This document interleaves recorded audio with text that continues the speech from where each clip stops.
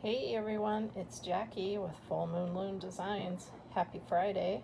Tonight I am going to do an experiment to test some of my Bullseye glass that I got since I have not fired a lot of 90 and I want to just see how this is going to do. My first idea is I definitely want robin's egg blue, robin's egg opal, and petrified wood. These are all going to be with the petrified wood. And then I'm going to try another piece. These are just 3 inches, and I have little molds that they'll make great little dishes once they turn out. This one is turquoise. Color might not quite be true in this light down here. So turquoise and petrified wood. The third setup I'm going to try is petrified wood, and this is actually Whisk 90, and yes, I know it's not Bullseye, but I am going to test it. But not only is it got this fun texture in it, that's another part of the test. The third variable is I'm going to add some of this copper oxide powder, and just light amounts, because wherever that copper oxide is, not only should we have bubbles, but we should have some cool red bubbles in here, I think. But we'll see what happens. So these are my pieces I'm going to set up. I'll take a picture when I get ready to put them in the kiln and put it at the end of this video. Thanks for watching.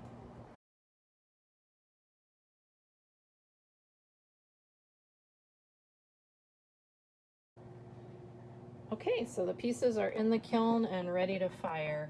And that piece in the back is turquoise with the petrified wood.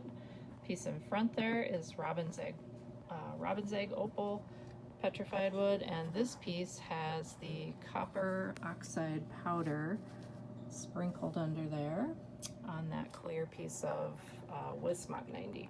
So total test, but that's why I'm doing it. So we'll take a look at this next when the kiln is cooled down and they've been fused. Alright, so my samples are done, and I can definitely tell I really didn't have enough clear space in the glass to pick up the cool red effects, but they still look kind of cool. They're just really dark, especially this one. So this is the robin's egg blue behind it. And I also think I can back off my temp, because as rounded as these are, I know I can still get a full fuse, a little less heat in that kiln. This is the one on the turquoise. You can see the difference in these two blues side by side fired. And this one is the one that was on that funky clear patterned stuff that I put the copper oxide on. So if you look in the light, you can definitely see the bubbles, which look kind of cool. And the color is red. It's looking blue under the light, but when I look at it straight away, you can see more red in there.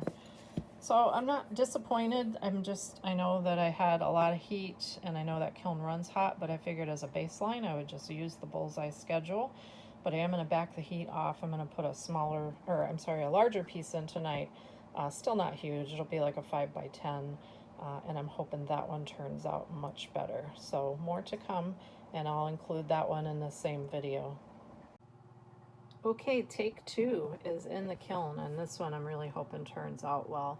I got a little bit of overhang just from the size of the glass, because it was just about 10 inches wide, but it's going to be fine. I'm just hoping, and I'm thinking with the lot more clear space in here, that I should see some really cool reactions with this one. So we'll see it tomorrow.